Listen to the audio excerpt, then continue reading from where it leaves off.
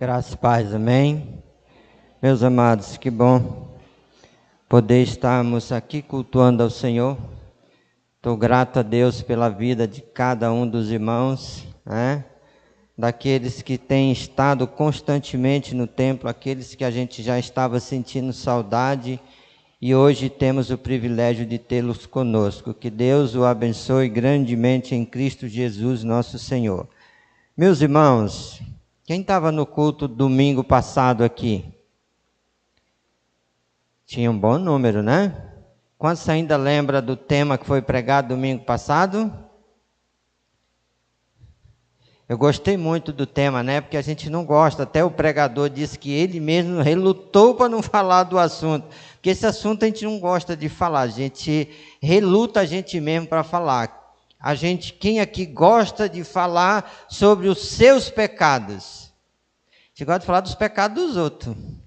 Os nossos, a gente parece que nem é pecador. Então, pecado é um negócio que não é muito tratado, né? E principalmente alguns que já virou até relativo, nem parece mais que é pecado. Eu tenho pensado num negócio que eu acho que não é mais pecado, deixou de ser pecado. Pense comigo. Falar da vida dos outros é pecado?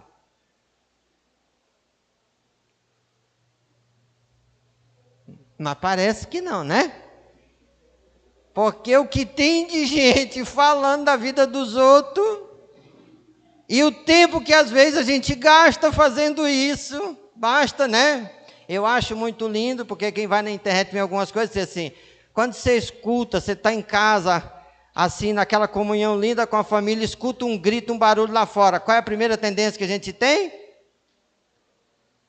Correr para saber o que está acontecendo, né? Birbilhotar. E é por isso que às vezes muitas coisas que acontecem. Então, foi falado sobre o pecado. E nesse período, depois da volta da igreja, nós tratamos sobre vários assuntos, santidade, família, porque tudo isso envolve a nossa caminhada com Deus. A gente não caminha com Deus sem isso. Isso faz parte do conjunto geral. E hoje eu quero voltar, a mexer em algo que nós passamos anos falando sobre ele, nas quarta-feira, nas quinta-feira, em alguns domingos, e eu quero voltar a tratar sobre isso, porque isso está relacionado à Nova Jerusalém, ao que a Nova Jerusalém hoje tem como visão, e ela abraçou como propósito de vida. Quantos tiveram aqui nos 2 cultos de aniversário da igreja, ou nos 3, né? Porque teve sábado à noite, domingo de manhã e domingo à noite. Quem estiveram aqui? Quem lembra o tema que foi tratado? É difícil, se não deu para lembrar domingo, né? Que está bem aí. Imagina o aniversário da igreja. Mas no aniversário da igreja nós tratamos sobre relacionamento discipulador. Amém? Quantos aqui estão já na prática de relacionamento discipulador? Eu não perguntei se você está pensando na prática. Eu achei e eu ouvi de alguém algo que eu achei muito interessante. Pastor, muito obrigado pelo aniversário da igreja. A gente aprendeu, agora é só colocar em prática. Aprender, eu não acho que é difícil. A distância grande está entre o aprender e o praticar. Porque aprender, às vezes, até não é difícil. Praticar exige algumas coisas que, às vezes, parece que nem faz parte da gente. Eu tenho orado, irmãos, todos os dias e pensado sobre o que foi a igreja quando ela nasceu como igreja e o que é a igreja hoje, ou o que era o conceito de igreja lá quando começou e o que é o conceito de igreja hoje. O que a Bíblia ensina que era a vida da igreja e o que a igreja vive hoje. O que era a prática da igreja naquela época, o que é a prática da igreja hoje. Hoje a gente tem, às vezes, que até trazer o mundo para dentro da onde? Daquilo que chamamos igreja só para manter pessoas ou a igreja. Mas lembra que a santidade ensina que a igreja não tem nada a ver com quem? Com o mundo, porque a igreja está no mundo, mas não é do mundo. A prática do mundo não serve para a igreja. A igreja não vive baseada no contexto prático do mundo. A igreja nasceu e foi criada e recebeu uma diretriz para caminhar por ela. Por isso, hoje, eu quero falar mais um pouquinho com você sobre relacionamento discipulador. Você acha que o relacionamento discipulador é essencial, é necessário para a igreja hoje? Se isso não for essencial para a igreja, se isso não for necessário na vida da igreja hoje, a igreja já virou as costas verdadeiramente para o ensinamento de Cristo. Ela abriu mão da razão porque ela foi criada.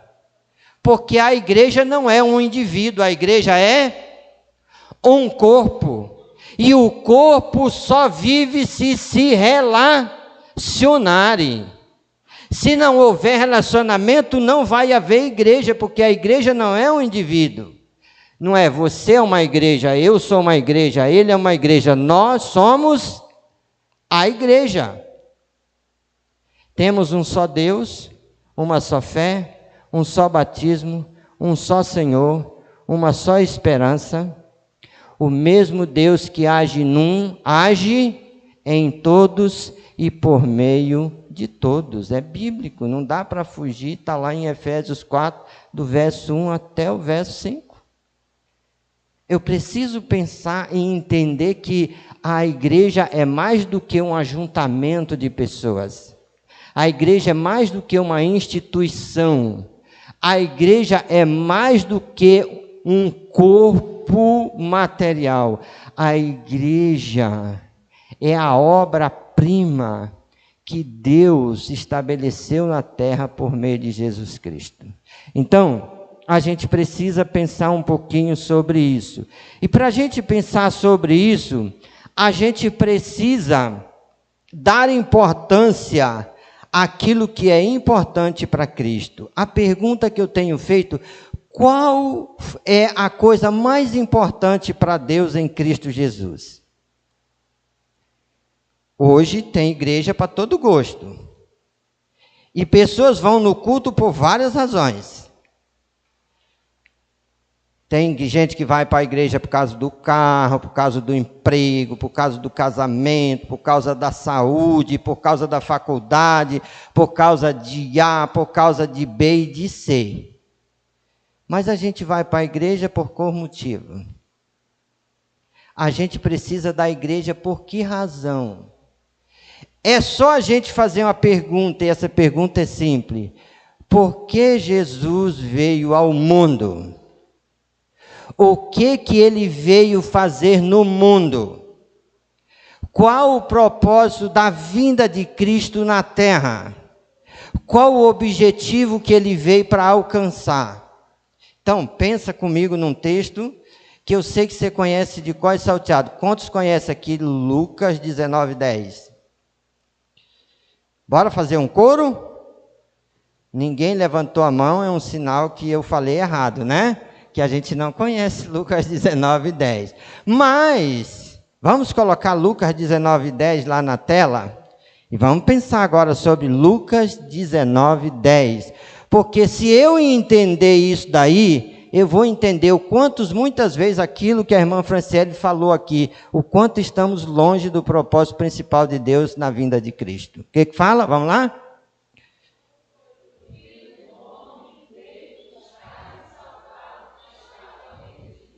O que ele veio fazer? Eu senti assim, parece que, mesmo olhando para o versículo tão longe, o que é que Jesus veio fazer? Você acha que essa é a maior realidade presente na mente da igreja hoje? Você acha que isso é o que mais importa para aqueles que se denominam igreja hoje? Às vezes nós estamos tão ocupados e nós estamos atrás de tanta coisa no aspecto de igreja, de vida religiosa, que as coisas mais importantes a gente já esqueceu, irmãos. Nós utilizamos a nossa vida de comunhão para buscar, menos para pensar sobre a razão porque Deus enviou Cristo para morrer na cruz. E se eu entender essa verdade aqui, aí isso vai mexer comigo como igreja. Com o que a igreja hoje, verdadeiramente, na sua maioria, está preocupado?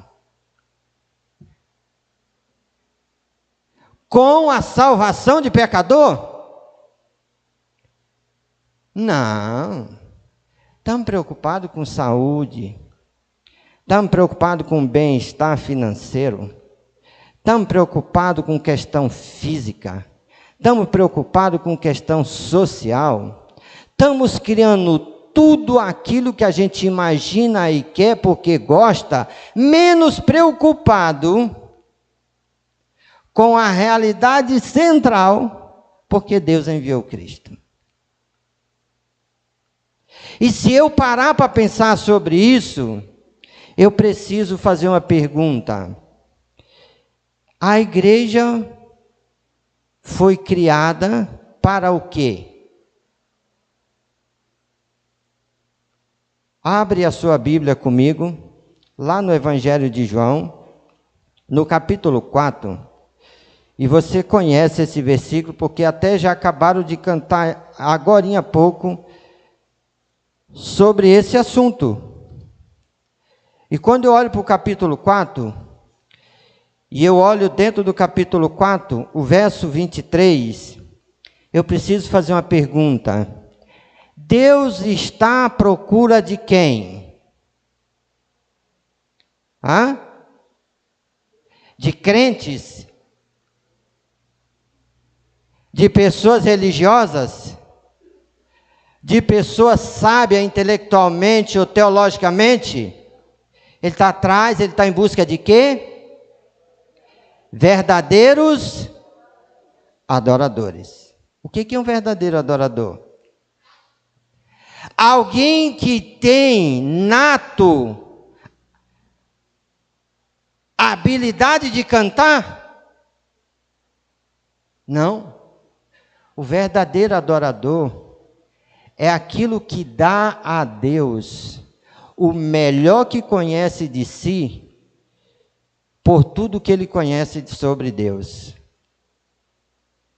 Adorar a Deus significa eu entregar tudo o que eu tenho por tudo aquilo que Deus é. O que Deus é para mim e para você hoje? O que Deus representa na sua vida?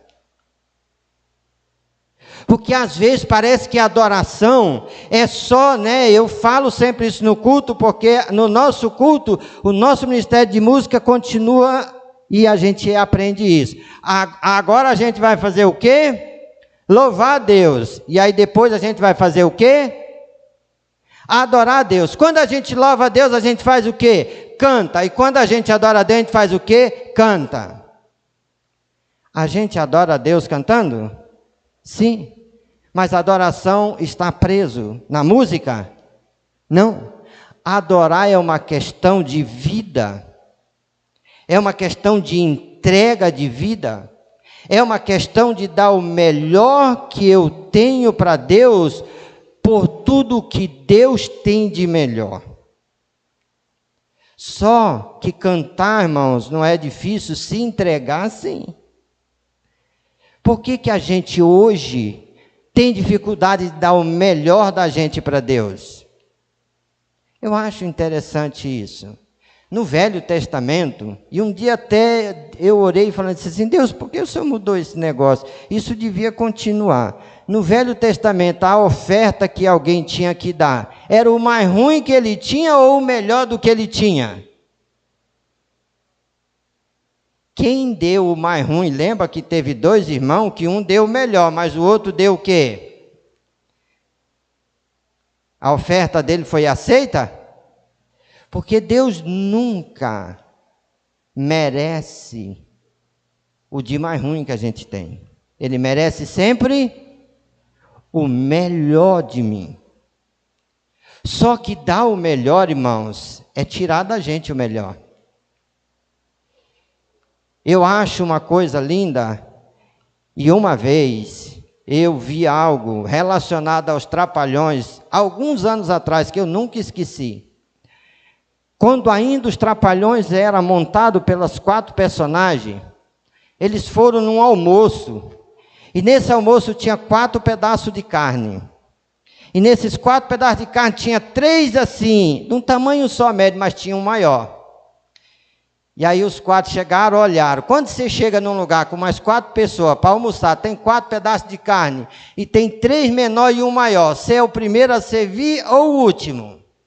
Com certeza, nesse dia você fica por último. Diz assim, eu tenho certeza que eles vão ser agora éticos e não vai pegar o maior, né? Vai pegar o menor. E todo mundo vai pensar assim, porque ninguém vai dizer assim, se eu pegar o maior, todo mundo vai dizer. Foi isso que aconteceu lá. E o Mussum pegou o menor, Zacarias pegou o menor e o Dedé pegou o menor. Sobrou qual? E o Didi pegou qual? E ele puxou para o prato. E quando ele puxou, ele disse assim, ei, para aí. Por que a gente pegou o menor e você pegou o menor? Ele disse assim, justamente, porque só sobrou o maior. Então, o maior é o meu. E a gente também vai cair nesse negócio de ficar por último, para ver se todo mundo pega o menor, para a gente ficar com o maior. O que eu preciso entender entre isso, irmãos, é que é nato do pecador nunca dar honra aos outros. A honra sempre a gente dá a gente. E automaticamente, chegando num lugar que tem algo mais inferior, a gente vai esperar que os outros, por ética, peguem o inferior e o melhor sobre para a gente. Com relação a Deus, também assim, às vezes, que a gente está tratando, irmãos. Deus merece toda honra, toda glória e todo louvor. Mas Ele recebe da nossa parte? Quantas vezes, irmãos, nós estamos dando o pior, porque o melhor nós estamos reservando para quem? Para nós. Eu penso no domingo. Desde quando eu me converti, eu penso sobre isso. A semana tem quantos dias? 7. Ele dá quantos dias para a gente trabalhar? E um dia para a gente fazer o quê? Hã? E nesse único dia que ele disse assim, vai lá comigo, a gente faz o quê? A gente ainda não tem condições de servir ao Senhor, porque nesse dia tem outras prioridades que precisam ser vividas. Ele dá uma semana inteirinha. Ele diz, é só um dia. Mas esse um dia ainda, eu não dou para ele. Eu tenho que gastar comigo. E para tudo aquilo que é meu bel prazer. Isso faz a gente pensar só, irmãos, que isso está muito longe daquilo que eu preciso pensar. E você também. Querendo ou não, Jesus afirma que ele veio buscar e salvar o que se havia perdido. Em outras palavras, Jesus foi enviado ao mundo, ou Cristo veio ao mundo com propósito definido e com objetivos definidos a ser alcançado. Ele não veio sem saber nem quem era, e nem por quê, e nem para o quê. Veio cumprir uma missão estabelecida por Deus. E é interessante eu pensar que isso é tão importante, por quê? Porque o que Jesus veio fazer aqui? Abre a sua Bíblia, agora não vamos para a tela não. Mateus capítulo 9. Vamos tentar ver se a gente acha aqui na nossa Bíblia esse texto. E vamos pensar no verso 13 de Mateus 9. O que diz o verso 13 de Mateus 9? Olha que texto lindo. Mateus 9, 13. Vão e aprendam o que significa: quero misericórdia e não, pois não vim, mas sim ao arrependimento. Quando ele está dizendo que ele veio buscar e salvar o que se havia perdido, ele veio chamar os pecadores ao arrependimento, porque ninguém pode ser salvo ou ter a salvação em Cristo sem arrependimento. Pode fazer boas obras, fazer tudo, se não se arrepender, não terá direito ao reino do céu. Jesus veio com esse objetivo, trazer os pecadores ao arrependimento. Isto é o propósito primário da vinda de Cristo, é a salvação dos pecadores. O propósito primário de Cristo é a salvação dos pecadores. Isto é, a vinda de Jesus, ela veio com o objetivo de alcançar, de resgatar, de transformar, de levar o pecador novamente a desfrutar de comunhão com Deus. Jesus veio para transformar o homem, tirar do estado em que o pecado colocou e levá-lo de volta para o estado que ele foi criado. O homem foi criado à imagem e à semelhança de Deus, fora do pecado. O pecado entrou e separou o homem do que Deus deu para ele. Jesus veio para levar o homem de volta para o seu lugar. Deus não quer ninguém longe dele. Deus quer o homem próximo, em comunhão com ele. Mas para isso acontecer agora, é preciso que Jesus esteja presente. Aí, a gente precisa lembrar do nosso tema, da nossa campanha de missões locais. Jesus é a solução. Sem ele, não há essa mudança, porque ele veio para isso. Como igreja, irmãos, nós precisamos fazer algumas observações bem interessantes. Como igreja de Cristo, nós não precisamos apenas fazer coisas. Nós precisamos estar verdadeiramente voltados para os propósitos pelos quais a igreja foi criada. A igreja foi criada para ser e para realizar. Ela foi criada para adorar ao Senhor em espírito e em verdade. Isso tem sido pregado e ensinado aqui na igreja. Ninguém vai conseguir caminhar com ele sem a vida totalmente entregue nesse aspecto. Mas é necessário lembrar também que, como igreja, nós precisamos estar voltado para a razão para o qual o Senhor criou a igreja, ou qual a finalidade da existência da igreja.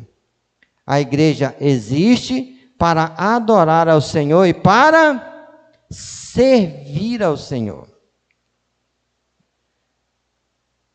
Adorar até que a gente ama. Servir, aí muda o contexto, né? Porque a gente está tão disposto a fazer algumas coisas, menos servir. Porque servir não é um negócio, irmãos, que ele sai no automático na nossa vida. Servir é um negócio que exige, né? Eu já falei isso, por exemplo, o meu pior emprego que eu já tive na vida foi ser garçom. Garçom padece demais, sofre demais. É um negócio muito humilhante, porque você vê tanta comida linda, aquele cheiro maravilhoso, só não come. Só serve para os outros, leva lá, né? O cara pede naquela soberba danada, aquele filé de peixe no escabeche, escorre água na boca, e você olha lá, fica com o braço cruzado, e ele vai embora, e fica aquele cheiro impregnado no nariz, e quando termina o trabalho, você diz assim, agora chegou a minha vez, aí na sua vez está só os esqueletos do peixe que os outros comeu numa sopa, para você comer a sopinha, e vai embora, Deus te abençoe. Você não tem dinheiro para pagar, o filé não come, que ele comeu porque tinha dinheiro para pagar. Mas ninguém quer ser garçom, todo mundo quer ir num restaurante fino, mesmo não tendo muito, né? Mas coisa gostosa é quando você chega assim num restaurante, aquele negócio lindo, e você entra assim com aquele rompante assim, não tem nada, mas só a roupa, o sapato e o jeito, né? E senta na mesa, traz aí para mim uma caldeirada, assim. E o cara disse, nossa... Muito bem, senhor. O senhor deseja mais alguma coisa? Se soubesse quem era a gente, nem tratava de senhor, era você mesmo. Mas não conhece? Né? E a gente sai dali empolgado. E o garçom, coitado, sofre. Também, irmão, servir não é algo tão simples, porque não dá honra a gente. Dá honra a quem a gente serve. E é por isso que servir é um negócio mais um pouquinho complicado. Também nós precisamos lembrar... E precisamos observar como igreja o que o Senhor deseja realizar por meio da vida da igreja. Será que tudo aquilo que está sendo realizado por meio da igreja é o que o Senhor deseja? Ou talvez algumas coisas é apenas criação humana, de homens, de líderes, de liderança, de pessoas que almejam viver aquilo. Não é o que Deus criou, mas eu gosto daquilo que Deus criou. Por exemplo, Deus disse que é para a gente orar quanto tempo? Sem cessar. Quem aqui já está conseguindo orar sem cessar? É duro, né? Está lá, Deus disse, orai sem cessar.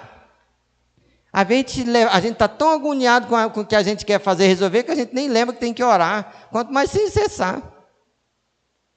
E é por isso que às vezes o negócio fica difícil para nós, irmãos. Por quê? Porque a gente abre mão de algumas coisas que Deus criou, porque a gente quer viver aquilo que a gente criou. E a igreja às vezes está entrando nessa mesma virtude aí, nessa mesma situação aí.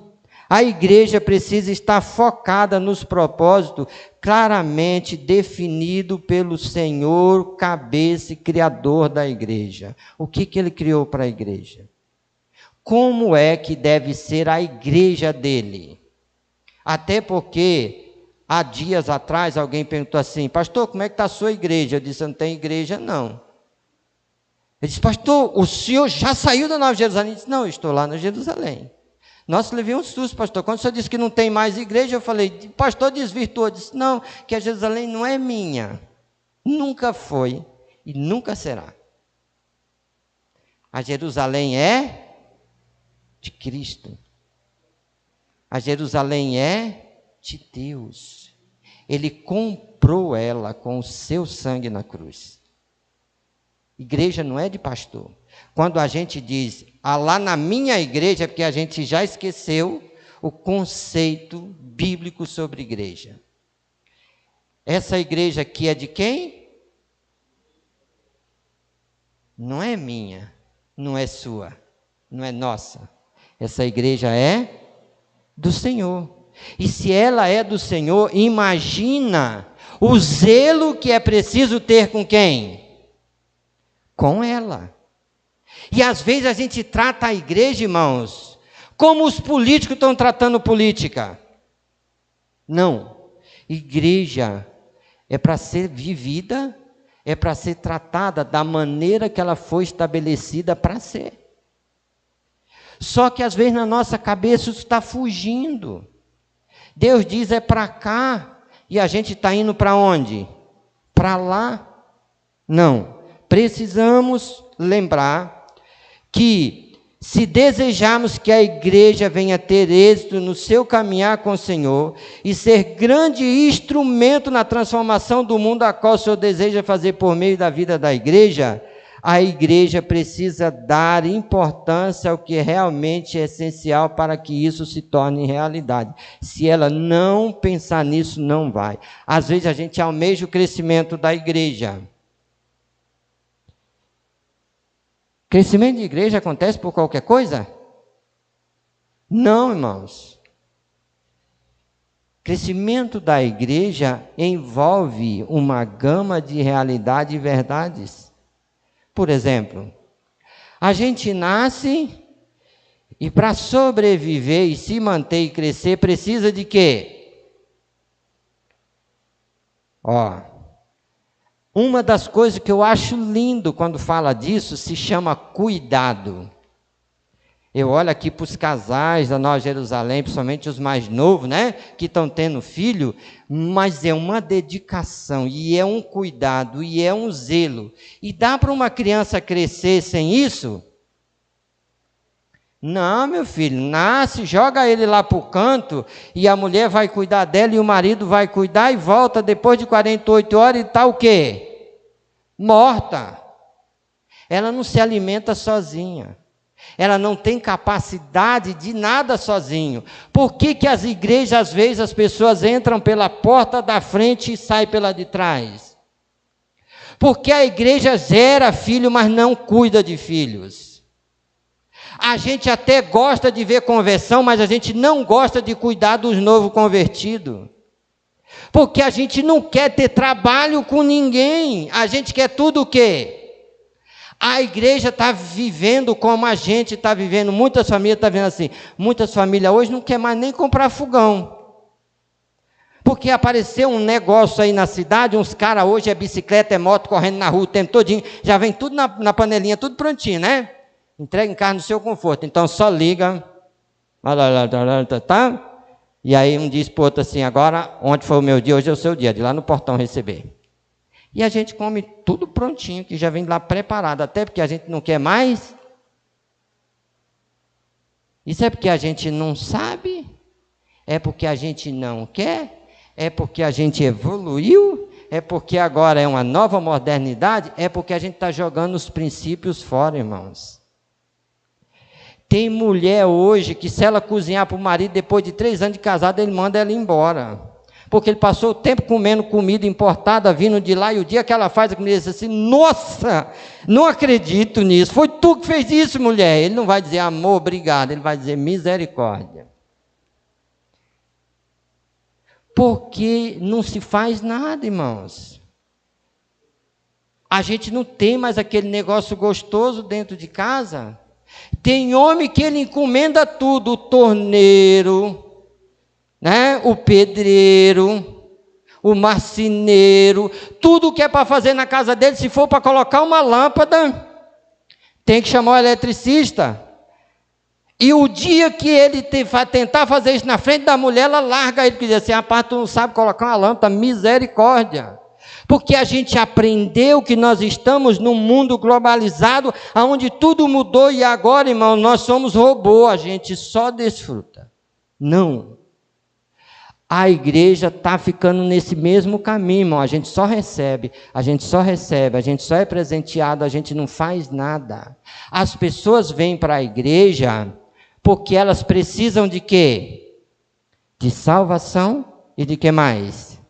De crescimento espiritual e de amadurecimento espiritual. Isso passa pelo quê?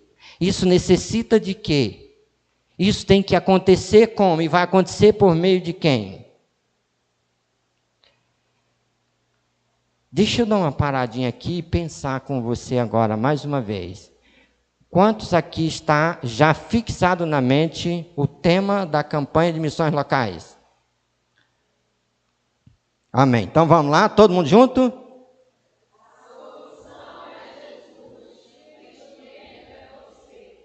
Ei, hoje nós vamos mudar essa frase. Daqui a pouquinho nós vamos mudar, uma parte dessa frase nós vamos mudar. Porque a gente está só levando para lá, a gente não está trazendo para cá não. E não, a gente vai parar de levar para lá, a gente vai trazer para cá. Mas fique tranquilo com isso daí. Sabe por quê? Porque olhando para você, o instrumento é quem?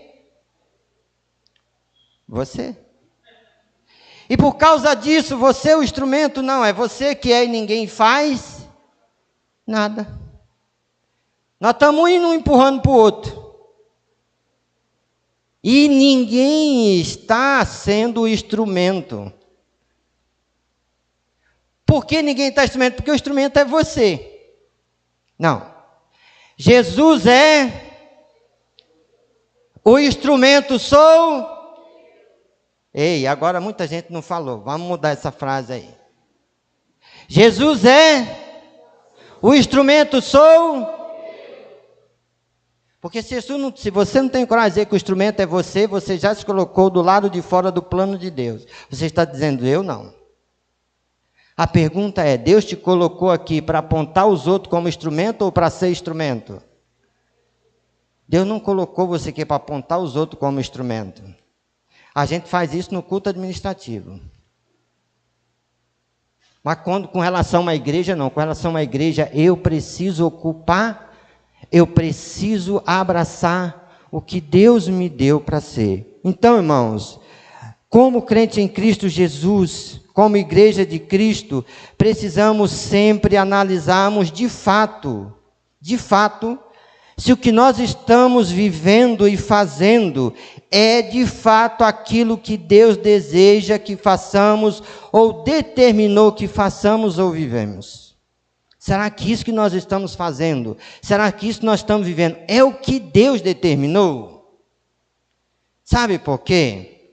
Porque, irmãos, quantos anos nós estamos falando como Nova Jerusalém sobre a visão de Grêmio Edificador? Alguém aqui tem uma dimensão? Os novos que chegou não, mas os mais antigos sabem que nós estamos já 6, entrando no 7º ano. Só que entre o compreender, e pensa, a visão de igreja multiplicadora é baseada em quantos princípios bíblicos? 5. Quais são os 5? Oração. Não, vamos lá, vamos lá. Primeiro, segundo, evangelização. Terceiro, plantação de igreja, mas a gente vai mudar isso daí. Quarto, formação de líder. E quinto, o que nós estamos realizando de tudo isso? Aprender é fácil, irmãos. Teoricamente, a gente estuda e aprende. Como a gente veio 2 dias e ouvimos sobre relacionamento discipulador e diz, agora eu já sei mais sobre isso. A questão não é eu saber mais, é o quanto eu melhorei na minha prática. Eu preciso entender que esses princípios, elas são determinadas por Deus para a igreja. A igreja recebeu o princípio da oração, da evangelização discipuladora, de fazer líderes, de plantar igrejas e de executar com paixão e graça. A igreja recebeu biblicamente isso. A tarefa de fazer liderança hoje é de quem? É da igreja. Mas quantas igrejas, ou como igreja, qual é o nosso empenho para fazer liderança? Está vindo aí. Não vai dar para ser em julho, porque vão me expulsar em julho, então não vai poder ser em julho. Mas a partir de agosto volta a escola de líderes discipuladores. Volta. Deixa eu fazer uma pergunta. Quantos aqui já estão sendo líderes discipuladores? Quantos aqui já estão sendo líderes discipuladores? Ninguém. Eita! Quantos deseja ser? Deseja ser um líder discipulador? 1, 2, 3, 4, 5, 6. Já tem bastante. Se você quer ser um líder discipulador, você vai precisar ir para onde? Para a escola de líder discipulador. Porque você não conhece nada da Bíblia? Porque você não sabe nada? Porque eu e você precisamos aprender todos os dias. Porque todos os dias nós enfrentaremos situações diferentes. Precisamos sempre aprender e crescer. Por isso, irmãos, pensa comigo agora. Qual é a missão que Jesus deu à sua igreja na terra? Qual é a missão?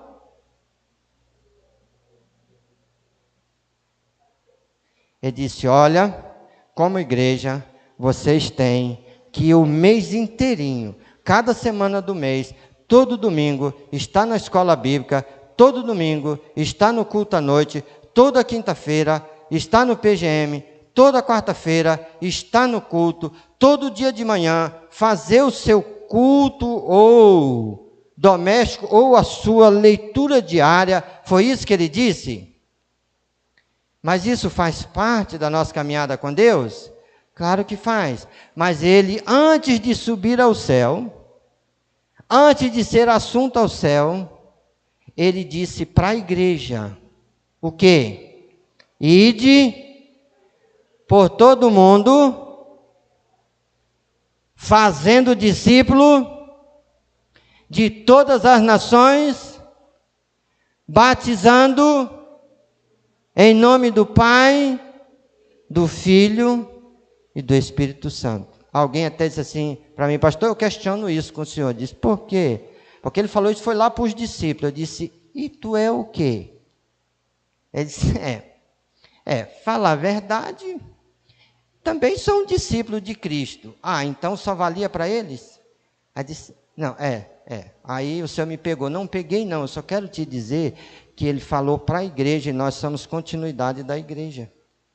Se eu sou igreja, o que foi dito para a igreja está relacionado à minha pessoa e à sua pessoa. O problema, irmãos, é que isso é um negócio que ficou relativo. Ele pediu para a gente fazer discípulo? Ele pediu para nós fazermos discípulo? Ele ordenou, ele não pediu. Ordem se discute ou se cumpre? Não se discute. Mas nós continuamos cumprindo ou discutindo? Esse é o problema. A gente até sabe que é para fazer. Mas diz assim, falta tempo, falta sabedoria, falta. A pergunta que eu sempre faço é, quarta-feira foi falado sobre isso aqui. Fazer discípulo é algo que começou no Velho ou no Novo Testamento? No Velho Testamento. Agora, quem fez discípulo no Novo Testamento? Os fariseus, Jesus, João Batista, Paulo, Barnabé e toda a liderança fizeram discípulo. Tito foi deixado em Creta com que finalidade? Foi deixado em Creta para estabelecer presbítero de igreja e em igreja para colocar em ordem. Ele tinha a missão de fazer discípulo. Mas, por que a gente não está fazendo discípulo? Não, pastor, é porque assim, Jesus era homem? Sim. Tinha cansaço? Sim. Tinha dor? Sim. Tinha fome? Sim. Tinha sede? Sim. Precisava de descanso? Sim. Descansou? Descansou. Até ouvi alguém dizer que Jesus não dormiu. E eu vou ter que dizer para você que Jesus dormiu sim. E ele não dormiu só de noite não. Lembra que ele entrou num barco com os discípulos, e aí o barco ia navegando, e ele estava fazendo o quê? Dormindo. Enquanto os outros estavam lá discutindo, sabe lá o quê? Ele estava dormindo. O vento ficou forte, e dormindo ele estava, e dormindo ele ficou. Até que alguém falou assim, acorda aí, o barco está aí para o fundo aí, e o senhor, Jesus foi humano como eu e você. Passou pela mesmo viés de vida que nós passamos. Mas isso foi impedimento para ele fazer discípulo? Não. Ele teve família, ele teve vida. Mas ele fez. Paulo tinha família, tinha vida? Tinha, todos os outros tinham. Fazer discípulo não é uma questão, irmãos, de falta de tempo, é uma questão de obediência a Deus. Não é uma questão de falta de tempo, é uma questão de obediência, como todas as outras áreas. Eu só vou fazer quando eu decido obedecer. Então, para que a gente possa entender isso melhor, a gente precisa fazer algumas interrogações. A primeira interrogação que a gente precisa fazer é: por que a igreja existe? Ah, pastor, porque veio o missionário Garrett, porque veio o missionário não sei quem, porque veio o missionário não sei quem, porque passou o pastor não sei quem e criou a igreja. É por isso que a igreja existe? Não. Por que a igreja existe? Porque Jesus um dia olhou para Pedro e disse o quê?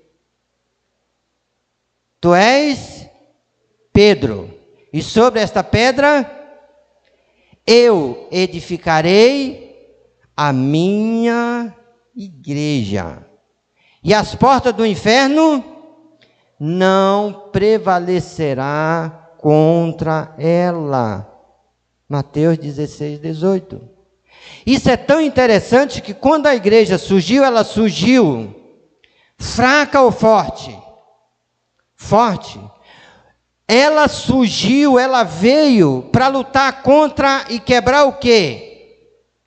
O império de Satanás. Ele disse: as portas do inferno não vai prevalecer contra a igreja. A igreja veio para Deus utilizar ela para desfazer o que Satanás fez. Eu preciso entender isso e você também. Agora, não só a igreja é de Cristo, como ele diz, como devemos ser. Já falamos sobre isso e cantamos. Lá em João 4, 23, 24. Nós precisamos ser verdadeiros adoradores. Não é só pessoas que caminham numa caminhada vaga. Por exemplo, vocês lembram de um discípulo que, mesmo sendo discípulo e mesmo sendo chamado por Jesus, ele foi chamado por Jesus de incrédulo? Sim. Como é o nome dele? Tomé. Quantos estão vivendo dentro do contexto chamado igreja como Tomé? Ouvindo tudo, mas não crendo em nada. Em nada. Lembra, Jesus falou por várias vezes: eu vou morrer e vou ressuscitar o terceiro. Quando Jesus apareceu a primeira vez, depois da ressurreição, ele não estava onde? Lá. Mas quando ele chegou, se disse assim: ó, Jesus ressuscitou, ele disse: vai contar essa história para outro. Eu só se eu ver. E aí, quando Jesus apareceu, ele estando lá, Jesus chamou ele e disse: aí, vem cá. Aí disse: é o Senhor? Disse: não, Senhor, não, vem cá, coloca aqui a tua mão aqui. E ele disse: bem-aventurado os que creem sem ver, do que aqueles que precisam ver para crer. Ele disse: seja crente e não incrédulo. Quantas vezes a gente está olhando, vou ver o que vai acontecer para depois eu ver se eu faço. O que é para fazer está aí, irmão, mas eu não quero entrar, porque eu nem acredito em nada. Não, precisamos pensar. Porque a igreja, ela é a comunidade adoradora do Pai. Além disso, precisamos lembrar quem é a igreja no mundo ou para o mundo. Jesus disse que a igreja é o quê? A luz do mundo. E o que mais? O sal da terra. É a igreja quem vai conduzir o mundo aonde? A Deus. É a igreja quem vai levar o mundo a entender quem? Deus. Mas às vezes, essa é uma realidade que está ficando longe. Precisamos lembrar também qual é a nossa missão dada pelo Senhor para realizarmos como igreja. E precisamos lembrar o que Deus quer que nós façamos no mundo. O que Deus quer que a gente faça no mundo? Atos 1,8 diz o quê? Mas ao descer sobre vós o Espírito Santo, sereis o quê? Testemunha, aonde? Jerusalém, Judeia, Samaria, e até onde? A gente precisa ser testemunha de Cristo. Enquanto nós estivermos no mundo, precisamos de ser aqui e em todo o lugar, precisamos dar testemunho de Cristo. Então, irmãos, por causa de toda essa realidade que envolve ser igreja, nós precisamos estar voltados para o que o Senhor definiu como propósito para a igreja. Tanto no que ela precisa ser, ou no quesito da vida que ela precisa ser, ou o comportamento que ela precisa ter, quanto ao que a igreja precisa fazer. E isso nos faz buscar pelo menos 4 respostas. A primeira é, porque a igreja existe. A segunda, o que devemos ser e o que devemos fazer como igreja. O quarto é, qual é a nossa missão como igreja e o que Deus quer que façamos no mundo e como podemos e devemos fazer isso. A Bíblia expressa, irmãos, claramente para mim e para você, tudo isso nós já lemos, mas isso deriva de 2 mandamentos que eu e você precisamos pensar. Sem ele, não vai haver tarefa e não vai haver verdadeira adoração. Não vai haver. Vai haver uma coisa parecida, mas verdadeira não. Por quê? Porque passa por Mateus, capítulo 22, abre a sua Bíblia, Mateus capítulo 22, do verso 37 até o verso 40. Mateus capítulo 22, do verso 37, ou do verso 34, para ficar melhor entendido, ou subentendido o texto, até o verso 40. Olha o que diz. Entretanto, os fariseus, sabendo que Jesus havia silenciado os saduceus, reuniram-se em conselho, e um deles, intérprete da lei, querendo pôr Jesus à prova, perguntou-lhe: Mestre, qual é o grande mandamento da lei? Porque a lei era para eles o que interessava. Jesus respondeu: Ame o Senhor, seu Deus, de todo o seu coração, de toda a sua alma e de todo o seu. Este é o grande e primeiro mandamento. E o segundo, semelhante a este, é o quê? Ame o seu próximo como você mesmo ama a si mesmo. Eu preciso entender que não vai haver uma vida de verdadeira adoração sem haver uma vida verdadeiramente de amar a Deus em primeiro lugar. Porque você só se entrega aquilo que está em primeiro lugar. Tudo que ocupa o primeiro lugar da nossa vida, a gente se devota a ele, ou não. Eu acho uma coisa linda, ó. Aqui já tem alguém que teve carro novo. E alguém que tem, né? Graças a Deus por isso. Quando a gente compra um carro, uma bicicleta, uma coisa nova pela primeira vez, quantas vezes ele vê flanela no dia? Nossa, moço, a gente vai ali na padaria, 3 passos de casa, mas tem que ir de moto ou de carro ou bicicleta, se tiver.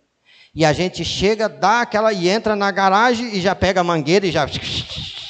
E a flanela e diz, nossa, se infelizmente durante a noite o morcego ou o passarinho passar por lá e deixar alguma coisa em cima, a gente fica chateado. E é aquele zelo. Mas esse amor dura quanto tempo? Daí assim 1 ano. Diz, nossa, não tem água na cidade? Ah, não vale a pena lavar, porque a gente acaba de lavar, acaba de sujar. Isso é muito parecido com um casamento, você sabia? Quando a gente casa, nossa, os primeiros dias é benzinho, amorzinho, né? Café na cama, aquele negócio todo, aquele mela-mela danado que a gente faz, né? Que a gente sabe fazer bem. Depois de uns 3 anos, a ausência começa a aparecer.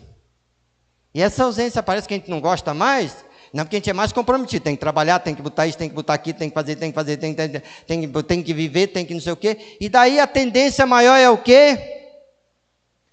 Cada dia mais longe.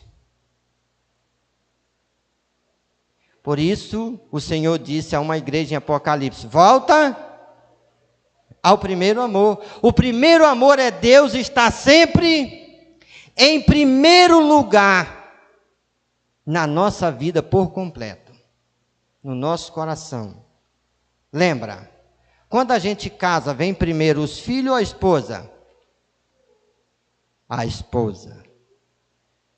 Vem primeiro os filhos ou o marido? O marido. Mas depois que o filho chega, quem ocupa o primeiro lugar? O marido ou o filho? Quem ocupa o primeiro lugar? A esposa ou o filho? É por isso que muito casamento bagunça. Porque quem é para permanecer em primeiro lugar é a esposa e o marido. O problema é que a gente muda. E aí a gente começa a ter problema. Do mesmo jeito é com Deus. A gente ama ir para a igreja, chorar e rogar a Deus, que Deus olhe para nós. A gente só não ama olhar para o que Deus fala. E fazer o que Deus está dizendo que é para a gente fazer. Deus nos amou a ponto de dar o seu único filho para morrer, para nos salvar. Deu. Jesus amou a gente ao ponto de dar a sua vida por nós. E a gente está pronto para dar o que por ele? Às vezes, irmãos, nada. Sabe por quê? Porque muitas outras coisas importantes assumem a nossa mente, o nosso coração, o nosso entendimento. A nossa adoração é daqui. Eu tenho batido isso. E eu sei que o Ministério de Louvor até fica pilhado comigo por causa disso. Porque às vezes a gente canta umas mentiras. A gente bate palma, a gente balança e a gente vai no embalo do ministério. Mas na prática, vocês lembram os cantos que a gente cantou hoje? Lembram? Qual foi o primeiro que a gente cantou? Só que a gente só canta. E a gente fica assim muito animado, porque quem está aqui, né? Anima a gente, levanta, fica de pé, vamos cantar. E a gente canta um monte de frase, fala. Mas a gente não pergunta para a gente, isso é real em mim? Ou é real para mim? É verdadeiro para mim? A gente não pergunta. Porque se a gente perguntasse, a gente começaria a trazer isso na prática. Então a gente precisa lembrar que o nosso louvor precisa ser verdadeiro. Vocês lembram que eu falei aqui, ninguém mais nem quis cantar hino do cantor cristão. Eu incentivei uns cantar o hino do cantor cristão, o pessoal pegaram assim, aí eu mexi no negócio, porque eu coloquei aquele hino, né? Que eu amo do cantor cristão, principalmente quando a gente vai entregar oferta. E aí é que a gente mente mesmo, né? Irmão, fica de pé, vamos cantar com o nosso cantor cristão, em nome de Jesus. Tudo entregarei, oh glória! Entrega é nada. Mas não entrega nada, o dinheiro coça no bolso e diz assim, Deus sabe que eu preciso comer aquele espetinho lá em casa ainda, e se eu entregar, eu não como o espetinho, e Deus sabe que eu preciso do espetinho, e claro que sabe. Claro que sabe. Deus sabe que na hora que eu vou entregar a oferta, o que é que eu faço? Eu fico coçando no bolso assim, ou eu já trago o negócio dobrado, separado, que é para ninguém dizer assim, ei, ele tinha 20, mas só deu 2. Deus sabe, irmão, de mim e de você. Deus conhece o meu coração, o seu coração, a minha mente, a sua mente. Deus está atrás de verdadeiros. O verdadeiro adorador adora em espírito e em verdade. Ele dá o melhor de si por causa do melhor de Deus que há em si. O melhor de Deus é, se você hoje for tirado o fôlego de vida, você ficará aguardando a eternidade com Deus. Você não merece isso, nem eu. Ele deu o melhor de si por nós e está esperando que a gente reconheça isso. Então, irmãos, o segundo mandamento semelhante a este é: ame o seu próximo como a si mesmo. Às vezes a gente quer para a gente o melhor, para os outros. Não, eu preciso querer igual, não é assim? Olha, eu gosto muito de andar de carro. Eu não tenho carro, mas eu gosto de andar de carro. Qual é o melhor lugar do carro que a gente se sente confortável? No ônibus tem uma guerra violenta no ônibus com isso. Porque quando a gente senta na frente, né? A gente vê o panorama completo. Tudo, painel do carro, motorista passando marcha, a tudo que vem pela frente. É um negócio lindo. Quando a gente vai lá atrás, a gente fica assim. Ainda mais quando o caboclo tem a cabeça grande que está na nossa frente, aí é pior ainda, é mais difícil, você não vê nada. Né? Você tem medo de tudo. Mas quando a gente está na frente, no ônibus a gente quer ir sempre em qual as cadeiras? A primeira, vai todo mundo para frente do ônibus, o ônibus nem anda, vai assim, ó. Porque todo mundo vai para frente. Ninguém quer ir lá na última cadeira, porque lá é onde dá os maiores baques. Então ninguém quer ir. Com relação a amar os outros, irmão, a gente está louvando, Senhor, muito obrigado, porque o Senhor me salvou, e a pessoa do nosso lado está próxima a morrer sem Cristo, e a gente está fazendo o quê? Nada. É nada. A gente sabe do estado depravado dele, mas a gente gasta quanto tempo para ajudá-lo? Nenhum. Por quê? Porque o nosso tempo está voltado para nós. Para todo o nosso bem-estar. Diz, não, pastor, mas eu não tenho tempo. Tem. A gente trabalha? Sim. Convive? Sim. No lugar que a gente trabalha, todo mundo é convertido? A gente fala de quem para Cristo? Não, pastor, eu só quero que o senhor entenda uma coisa. Lá é somente o meu lugar? Lá não se falamos sobre isso. Eu lembro, vou repetir para vocês o que eu ouvi de alguém, que uma pessoa veio cursar faculdade em Santarém. E aí essa pessoa veio de uma igreja do interior. E aí quando chegou em Santarém, foi congregar numa igreja batista aqui em Santarém. E quando chegou lá na igreja, tinha uns irmãos lá, e ele descobriu que estudar na mesma faculdade com ele. E aí ele ficou muito feliz, né? Porque ele disse, poxa, não estou sozinho, né? E aí quando chegou na faculdade, ele viu a irmã e chegou e disse assim, graça e paz, irmã. Ela olhou nele assim e disse, cara, graça e paz é lá na igreja. Aqui é faculdade, tá? Aqui não se fala disso. Lá na igreja é irmão, graça e paz. Mas aqui nós somos apenas alunos, tá bom? A distão quer dizer que lá somos crentes. Aqui, não. Lá somos irmãos, aqui a gente nem se conhece. Quantos crentes pode ser grande instrumento no lugar que ele trabalha, pode levar muitas pessoas a Cristo, mas ninguém é levado a Cristo. Por quê? Primeiro porque se não tiver nada, não interessa falar porque ele não tem nada. Se ele for muito imoral, então já é imoral e eu não falo. Se for bastante incrédulo, não vou debater com ninguém. Se tiver dinheiro, é muito rico, ele é muito escalão, não dá para mim. E a gente tem sempre uma desculpa para não falar do Evangelho. É para sermos testemunha de Cristo, mas a gente não testemunha. A igreja precisa, irmãos, lembrar que o foco, o objetivo primário, o propósito primário de Cristo é a salvação dos pecadores. A missão da igreja é levar o evangelho de salvação. Quando a Bíblia está dizendo que é para a gente fazer discípulos, está dizendo que é para a gente fazer o quê? Levar o evangelho.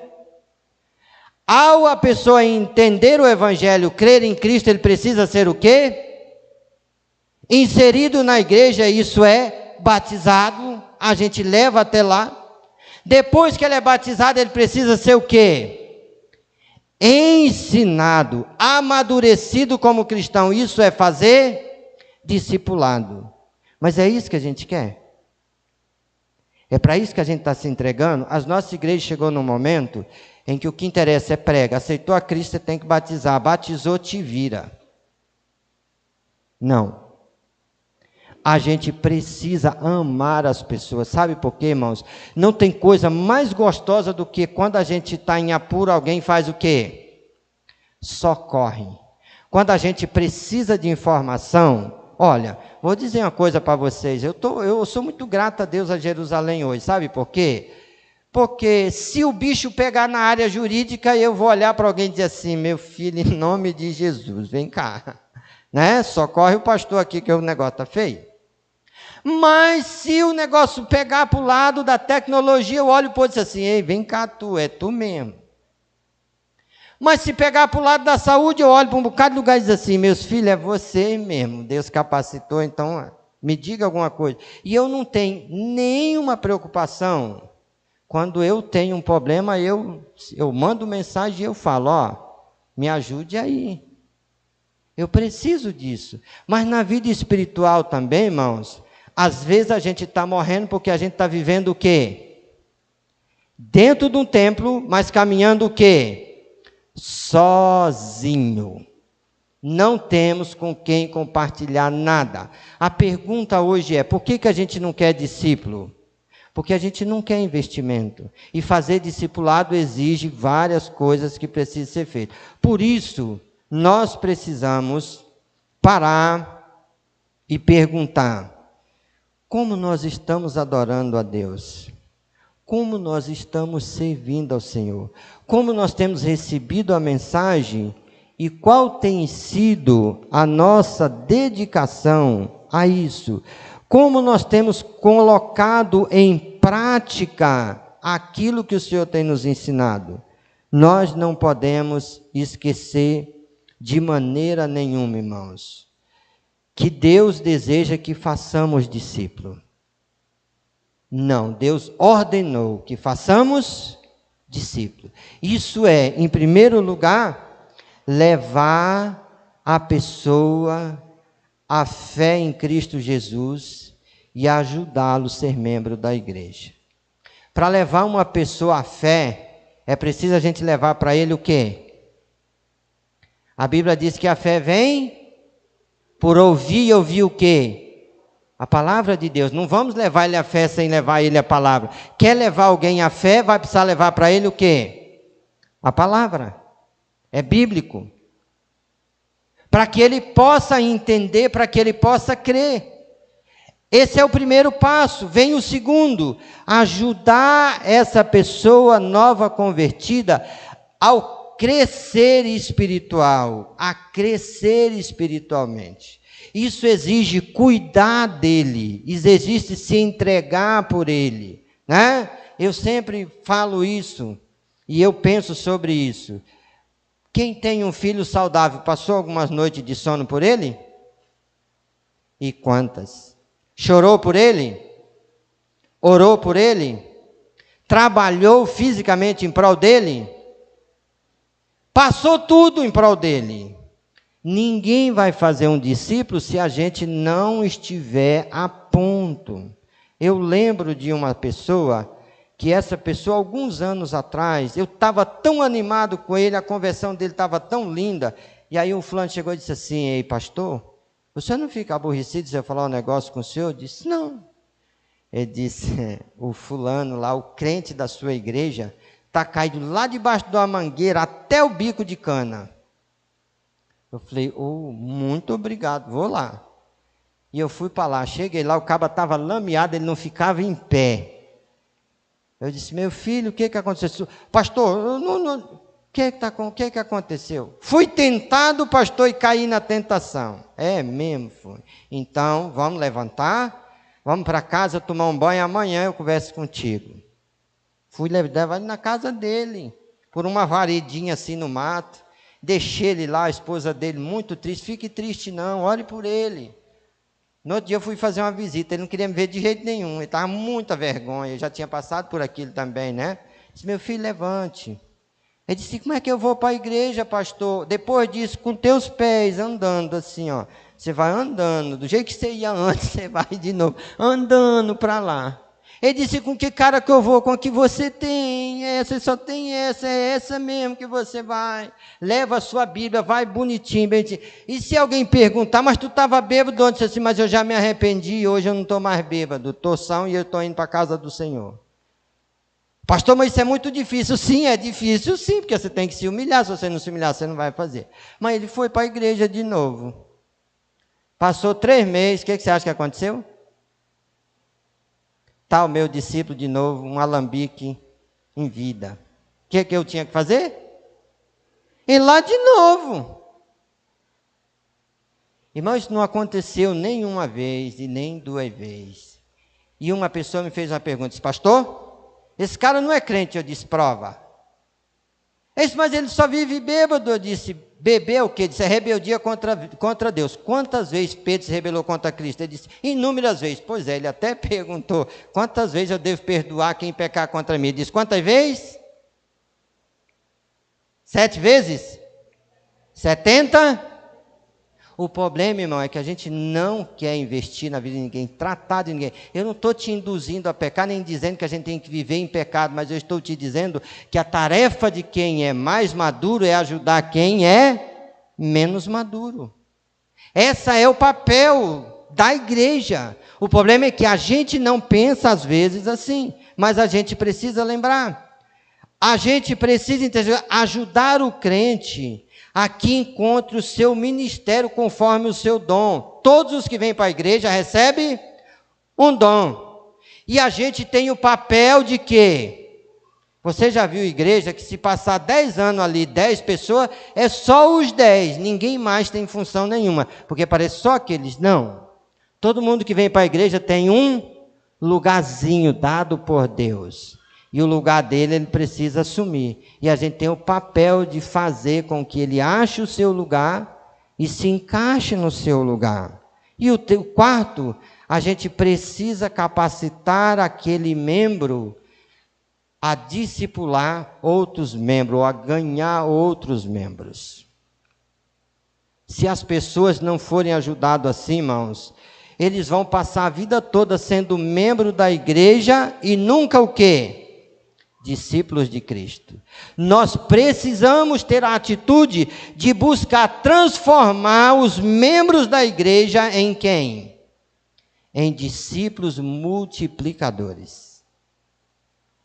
Jesus tinha uma multidão de discípulos, mas ele fez discípulo. Por isso, nós estamos falando sobre esse assunto, por quê? Porque essa é uma determinação, essa é uma ordem do Senhor. Nós não podemos esquecer, de maneira nenhuma, que o Senhor nos salvou de graça. Mas, quando Ele nos salvou, Ele nos salvou para vivermos, praticarmos e realizarmos as boas obras que Ele preparou para nós. E isso nos leva a lembrar de Efésios 5,16. O que diz Efésios 5,16? Johnny, coloca lá na tela para nós, rapidinho, para nós concluirmos aqui, para a gente orar. O que diz Efésios 5,16? Vamos lá? Todo mundo junto, já?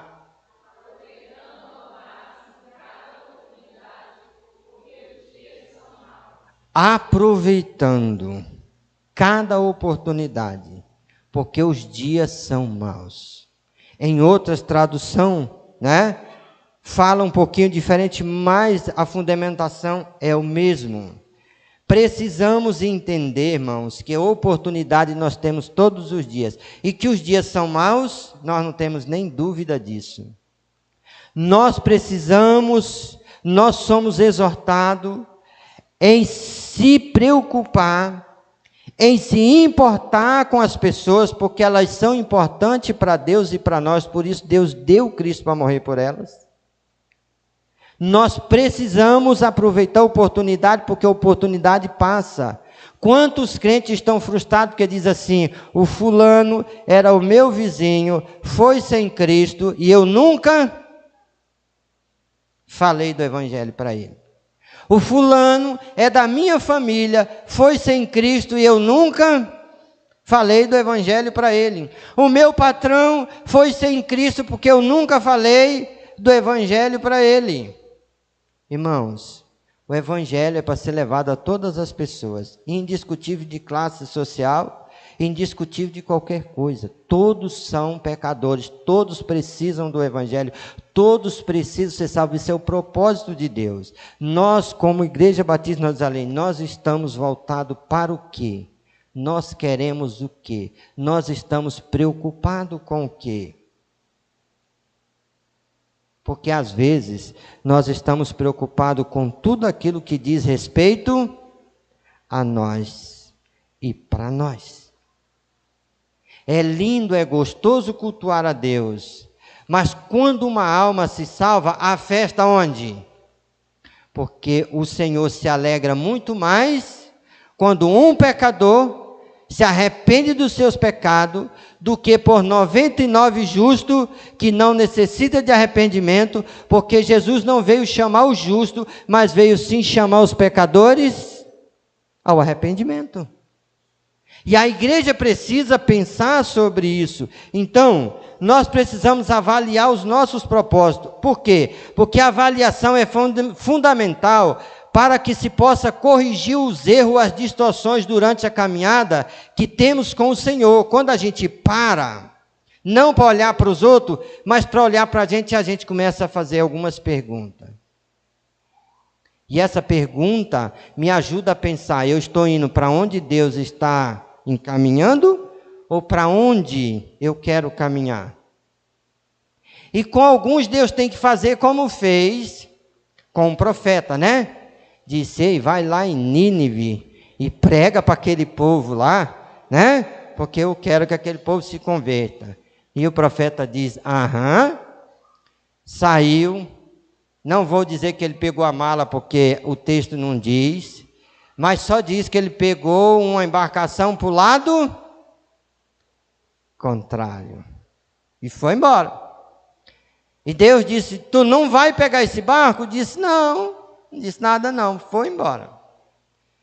Mas Deus deu algumas coisas lindas. A primeira coisa que Deus deu foi sono para ele. Depois que o cara fugiu, ele deitou e dormiu. Parece que não tinha compromisso com ninguém. Deus não tinha falado nada para ele. Como muitas vezes a gente está assim. E aí veio o quê? Um vento de leve. Aquele vento que a gente viu na travessia do Arapiuns, o barco subindo e descendo assim, né, junto com o pastor Adriano assim, e parece que essa agora vai, parece que não vai, parece que agora vai, parece que agora não vai dar mais certo, parece que a gente vai ver a glória e aquele negócio, né? E aí disseram assim: tem alguma coisa errada. Vamos achar o erro. Acharam um cidadão dormindo no porão do barco. E disseram: quem é tu? E quem é o teu Deus? Ah, quando ele disse quem era o Deus, ele disse assim: é ele. É esse indivíduo aí. E aí disseram: o que a gente faz? O que o Senhor disse?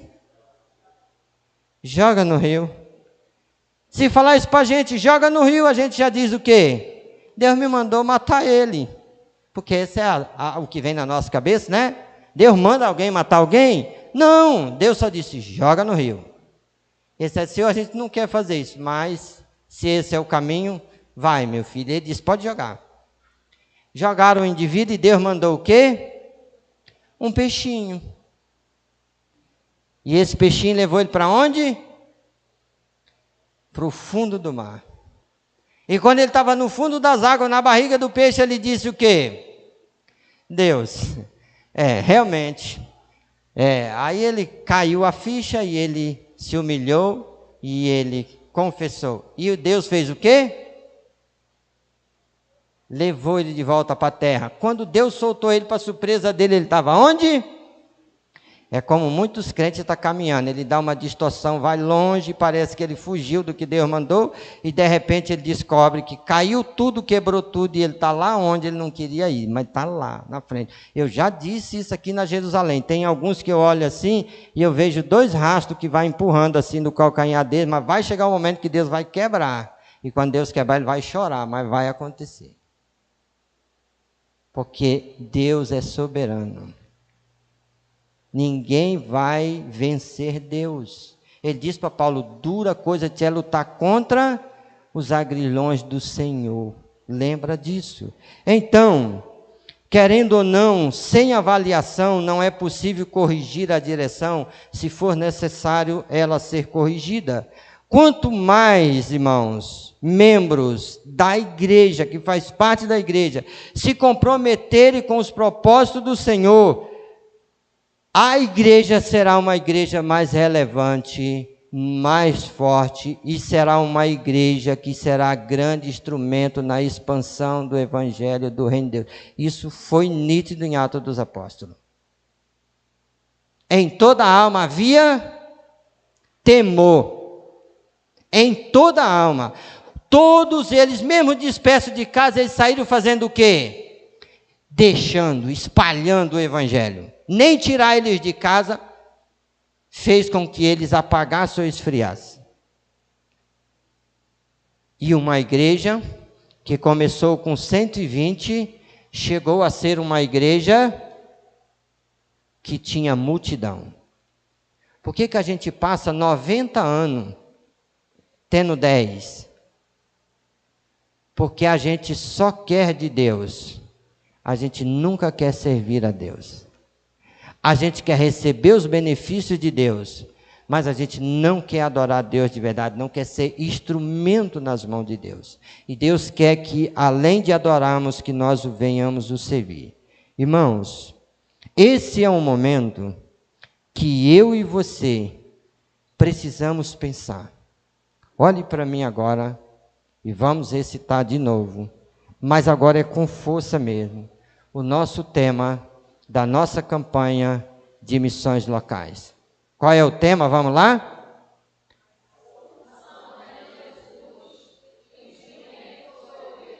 Aham.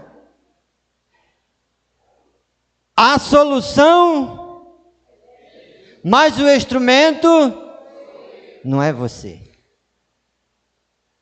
Agora, olhe para mim e diga, está sendo instrumento? Porque eu não preciso só ter a compreensão que eu sou instrumento. Eu preciso ser usado como instrumento. Para que vidas sejam mudadas, sejam transformadas, sejam salvas e se tornem instrumento nas mãos de Deus. Isso requer que nós entremos de verdade no relacionamento discipulador. Relacionamento discipulador é ter o desejo de ir até alguém, levar o evangelho a ele, ao ele crer em Cristo, continuar ajudando a crescer e um dia passar o cajado para ele. Isso aconteceu comigo. Eu lembro que o dia que o meu pastor disse assim, a partir de hoje tu é o pastor da igreja, eu quase dei um negócio em mim. Eu fiquei muito ruim. E eu disse para ele assim, eu disse, pastor, isso não vai acontecer não. Ele disse, vai. Eu também já ouvi isso, alguém disse assim, não vai acontecer não. Eu digo, eu também disse a mesma coisa, vai. E ele disse assim, vai no momento de Deus vai acontecer, meu filho. E aconteceu no momento de Deus. Chorando, com costela fora do lugar, coluna arrebentada, tudo bagunçado, atrofiamento de nervo, Deus quebrou, moeu, aí agora sim, agora Deus, estou aqui, Senhor. Eis-me aqui, e agora vamos embora. Então, lembre de uma coisa, o Senhor nos salvou e nos abençoou para abençoar outras vidas por meio da minha, da sua e da nossa vida. Deus não nos salvou, irmãos, para que a gente sente num banco de um templo e apenas ouça a mensagem, Sinta uma pessoa rica no conhecimento de Deus e não seja instrumento de Deus. Ele quer que a gente sente no banco, Ele quer que a gente ouça a mensagem, Ele quer que a gente seja rica no conhecimento de Cristo, isso é bíblico, mas Ele quer que a gente lembre do tema da nossa campanha de aniversário da igreja. Qual é o tema da igreja? Relacionamento. Mas qual foi a divisa? Segundo Timóteo 2:2. Diz o quê? O que da minha parte ouviste, entre muitas testemunhas, transmite a homens que seja fiéis e idôneos, para que transmita a outros. Fazer discipulado é encostar em alguém, ensinar o evangelho, ele crendo em Cristo, ensinar as verdades de Cristo que está em nós a ele, para que ele ensine a outros. E assim a igreja continua a missão de Cristo e o reino de Deus continue sendo expandido dia após dia. Mas isso requer que eu e você não só aprenda e entenda, mas que a gente lembre de Romanos 12, verso 1. O que diz Romanos 12, verso 1? Romanos 12, 1 diz: rogo-vos, irmãos, que apresenteis, pela misericórdia de Deus, apresenteis o vosso corpo como sacrifício vivo, santo e agradável a Deus, que é o vosso culto racional. Não vos conformeis com este século, mas transformai-vos pela renovação do vosso entendimento. Deixa eu repetir, quantas pessoas aqui já estão sendo discipuladores? Fique de pé, discipuladores. Só quem já está sendo. 1, 2, 3, 4, 5. Quantos de nós precisamos ser discipuladores? Todos. Agora a segunda pergunta é: quem deseja e almeja ser discipulador? Fique de pé. Só quem almeja, deseja, eu quero ser discipulador. Fique de pé. Amém. Louvado seja Deus. Isso precisa de quê? Precisa que eu me comprometa com a ordem de Deus. Ele me mandou ir. Eu não vou discipular sem ir.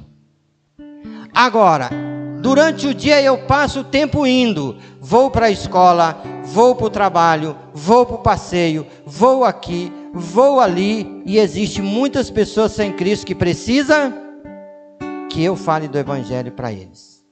Então, eu quero nessa noite lembrar você: você não vai ser um discipulador sem tomar essa decisão. Você não vai ser um discipulador sem Cristo. Você só vai ser um discipulador quando você disser: eu não quero ouvir a palavra, eu quero obedecer a palavra. E o meu conselho e advertência a você é: Jesus não pediu para mim ser discipulador, e não pediu para você ser discipulador. Ele ordenou que eu e você façamos discípulos de todas as nações.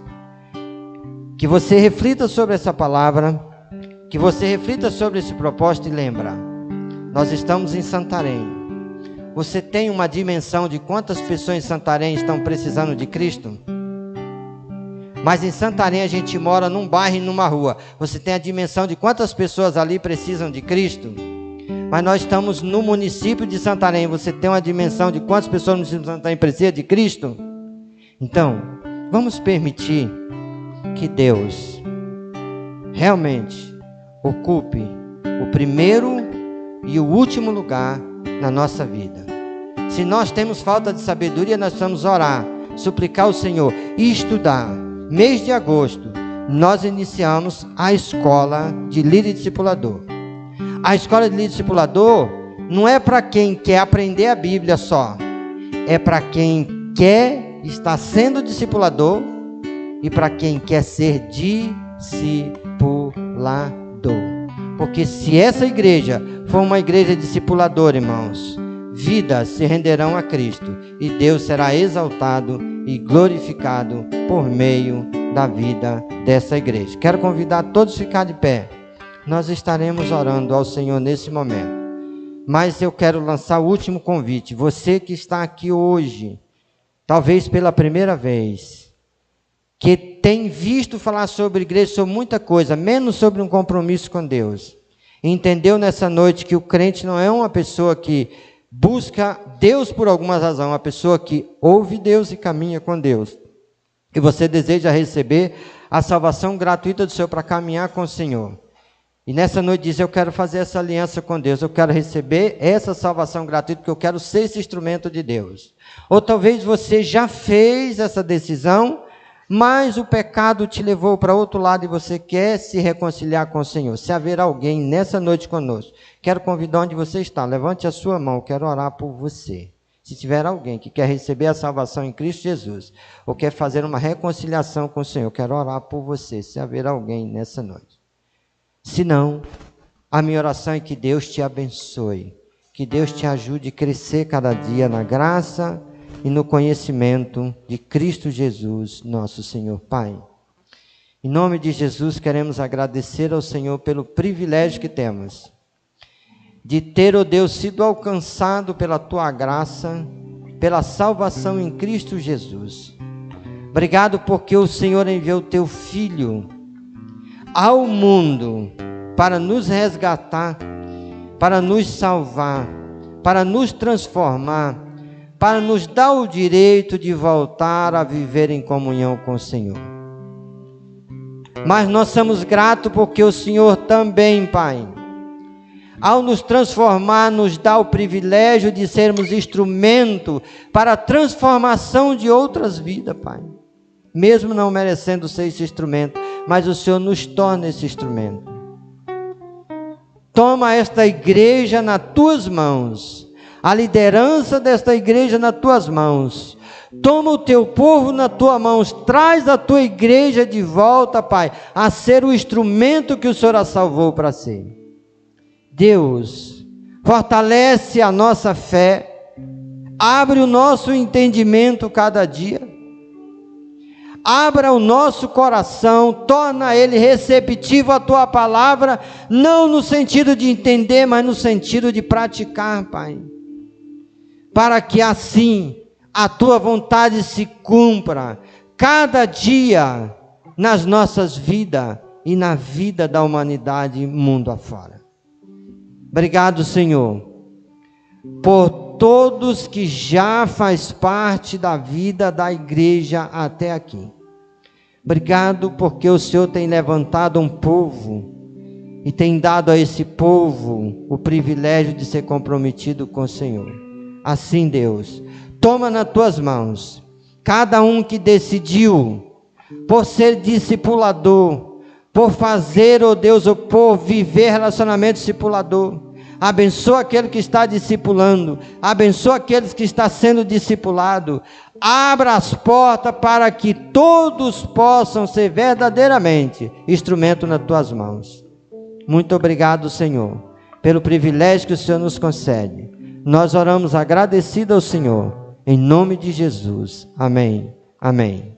Meus amados, só lembrando, aguardamos vocês na quarta-feira para o culto, aguardamos o ministério na sexta para o ensaio, os irmãos que estarão nos PGM na quinta, quem estiver no sábado, e domingo nós estaremos aqui de volta, lembrando que domingo nós teremos o nosso culto administrativo, toda a membresia está intimada a estar aqui para que a gente possa organizar o próximo trimestre, e à noite nós estaremos cultuando ao Senhor para a glória do nome do Senhor. E a liderança, lembrando que sábado a partir das 3 horas estarei esperando a liderança para que a gente trate da pauta do nosso culto administrativo no domingo. Que Deus assim conceda uma noite abençoada a todos e uma semana abençoada em nome de Jesus. Amém.